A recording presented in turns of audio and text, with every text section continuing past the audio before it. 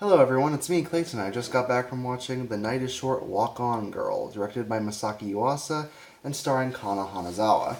Now, when it comes to Masaaki Yuasa's films and TV shows, he has a very unique style and a very interesting take on a lot of events. Basically, he's a director that does everything on his own terms and doesn't let any genre conventions get in his way. Well, a few, but for the most part, he makes anime films that are unlike anyone else, and they stand out for being very absurd, very strange, but also very inventive. And this is definitely one of those films. This film has a seemingly very simple story. It's about a guy who has an interest in a black-haired girl who's voiced by Kana Hanazawa, and he tries to come up with coincidences to have them meet up on this one particular night. Whereas the girl just wants to have fun, drink a lot of liquor, and just have a good time, celebrating her youth, and getting into a lot of shenanigans with a bunch of people in a various town, at a school festival, and even at and even in a used book sale.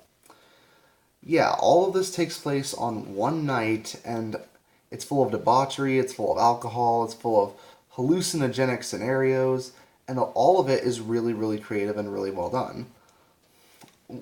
Part of what makes the film so interesting is because of its excellent presentation. Definitely the visuals are very striking and almost hallucinogenic, but it's part of what makes what makes the film rewatchable, considering that the animation has so many moments where there are so many things going on that you can watch certain scenes over and over and over again and pick up different things each time. Plus, the film is so interpretive that you can see certain themes in the film in a completely different way from another person. You can see it as these young adolescents blossoming into the adults that they could be. You could see it as a simple guy meets a girl story. You could see it as someone overcoming various challenges that'll lead them to a happy life. It could be a lot of things, and the film never says what it is initially. It leaves it entirely up to the viewer.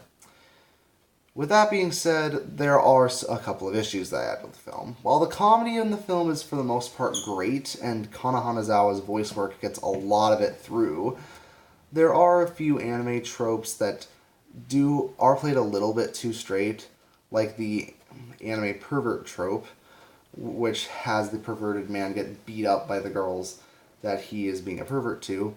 Seriously, it's done over and over and over again in the anime I watch and in the movies that I watch that are made in Japan. I wish they'd come up with a more unique way to do that, or at the very least just stop it and try to come up with more original jokes. But thankfully, the original jokes that are made in this film are legitimately funny. And a lot of that comes through not only the voice work, but the animation's timing. Speaking of which, the pacing of the film is at times all over the place, but at the same time, it doesn't bother me. There's several dance numbers, there are musical numbers, there are some scenes that seem to go on for an eternity, but at the same time, you don't want them to stop, because even when certain scenes go on for a little bit too long, you're having too much fun to really care, or you're too mesmerized to really care.